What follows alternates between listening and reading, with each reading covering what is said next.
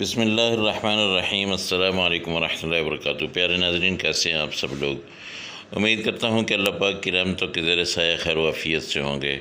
दोस्तों, कुर्बानी गुज़र गई है और उम्मीद है कि आप लोग अब ऐसे सालन के लिए बेताब होंगे कि आपको ठंडा ठंडा सालन खिलाया जाए।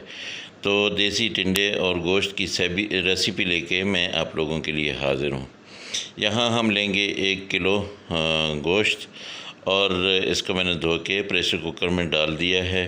इसमें 2 प्याज जाएंगे और इनको बेशक ऐसे बड़ा बड़ा काट लें, और इसके साथ 2 टमाटर हैं, इनको भी आपने बेशक बड़ा काट लें क्योंकि प्रेशर कुकर लगाना है। यहाँ पे मैं लूँगा सब्ज़ मिर्चें तकरीबन 5 हैं और उसके साथ 1 पोथी जो है वो लहसुन की है। तो ये चीज़ें डाल के इसमें अब मैं मसाले डालूँगा।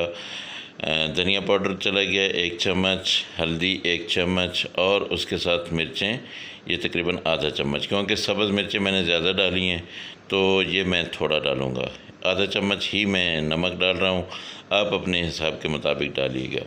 यहाँ पे हम डाल देंगे पानी 2 गिलास पानी डाल के इसको मैं तकरीबन 10 से 12 मिनट गलाऊँगा। और इसको ज़्यादा टाइम मैंने नहीं लगाना, उसकी वजह ये है कि उसके बाद दोबारा फिर मैं इसको प्रेशर कुकर लगाऊंगा जब मैं इसमें टिंडे डालूंगा। देसी टिंडे मैंने रखे हुए हैं, वो भी आपको मैं बताता हूँ कि उनके साथ मैंने क्या करना है। अब ये प्रेशर कुकर में बंद करूँगा, सारी चीज़ें मैंने डाल दी हैं, फ्लेम मैंने ऑन कर दिया है।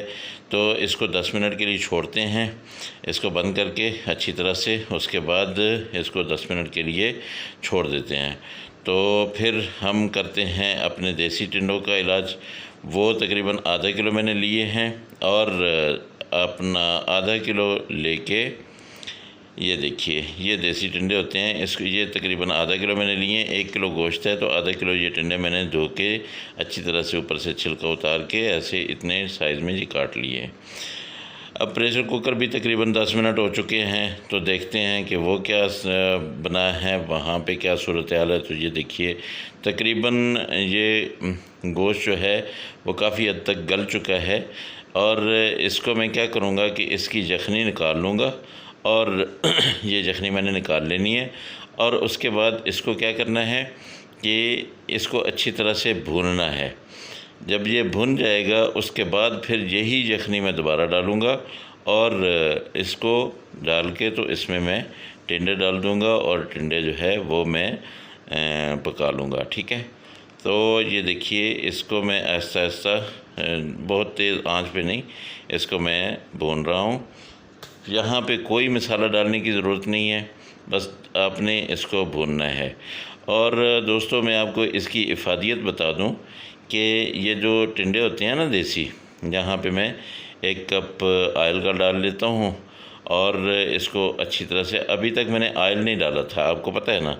तो ये जो टिंडे होते हैं, गोश्त की जो हुक्मा हैं, जो हकीम हजरात हैं, वो बताते हैं कि गोश्त जो होता है उसका मिजाज गर्म होता है, और ये टिंडे हों या कद्दू हो, लौकी जिसको हम कहते हैं, ठीक है ना, वो अगर इसमें डालेंगे तो इसका मिजाज जो है वो मुतदिल हो जाएगा। ये मैंने यखनी दोबारा डाल दी है, इनको अच्छी तरह से तकरीबन 10 से 15 मिनट मैंने भूना है और उसके बाद अब ये यखनी मैंने वापस डाल दी है।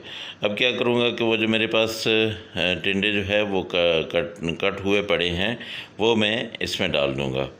तो इसको ये देखिए, ये मैंने टिंडे डाल दिए हैं। अब क्या करना है कि फिर दोबारा से मैंने प्रेशर कुकर लगाना है, इसको एक बार ऐसे, ताकि ये नीचे ना लग जाए, गोश्त वगैरह जो है ये नीचे ना लगे। इसको थोड़ा सा मैं हिला दूँगा और अब मैंने प्रेशर कुकर लगाना है 5 मिनट। तो मैं आपको बता रहा था कि गोश्त जो है वो गर्मी करता है और ये जो टिंडे होते हैं ये अपना ठंडे मिजाज के होते हैं। तो इसलिए इन दोनों को लेवल पे लाने के लिए जब हम आपस में इनको मिला के पकाते हैं तो एक बहुत अच्छी सब्ज़ी और अपना मज़े की सब्ज़ी और जो है बहुत ही फ़ायदेमंद किस्म की सब्ज़ी जो है वो हमें हासिल हो जाती है। अच्छा दोस्तों, मैं आपको बताऊं कि आलू भी हम देखते हैं कि हम अपने घरों में आलू भी डालते हैं। ये देखिए, मैं 10 मिनट 5 मिनट हो गए थे, ये टिंडे बिल्कुल गल चुके हैं, गोश्त भी गल चुका है। अब इसको मैं थोड़ा सा पकाऊंगा क्योंकि इसमें मुझे शोरबा जो है वो ज़्यादा नज़र आ रहा है। इसको थोड़ा मैं पकाऊंगा, इसको थिक करूंगा। यहाँ पे मैं डाल दूंगा मेथी, और मेथी जो होती है ये खुशबू के लिहाज से इस अपना सालन की जान होती है, ठीक है।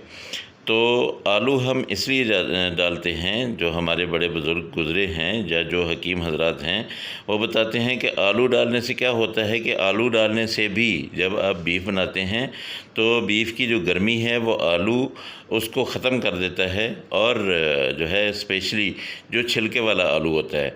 लेकिन हम लोगों ने क्या किया हुआ है कि छिलके हर चीज़ के अब हम उतार देते हैं। उसकी वजह ये है कि एक तो आलू वगैरह के ऊपर तो छिलके इसलिए उतारते हैं कि वो मट्टी लगी होती है, चाहे जितना भी साफ़ कर लें तो एक ज़हन में चीज़ बैठ जाती है कि इसके ऊपर मट्टी लगी होती है। और बाकी जो सब्ज़ियां हैं उनका छिलका उतारना इसलिए ज़रूरी हो जाता है कि मुख्तलिफ़ किस्म की स्प्रे वगैरह जो है उन पे किया होता है, तो ज़ाहिर है वो चीज़ें ख़त्म करने के लिए हमें छिलका उतारना ही पड़ता है। चलें, कोई बात नहीं है। बहरहाल ये है कि इनके अंदर की सब्ज़ियां तो हमें हासिल हैं, और हम जो है अपने गोश्त में, अपने सालन में ये चीज़ें पकाते हैं।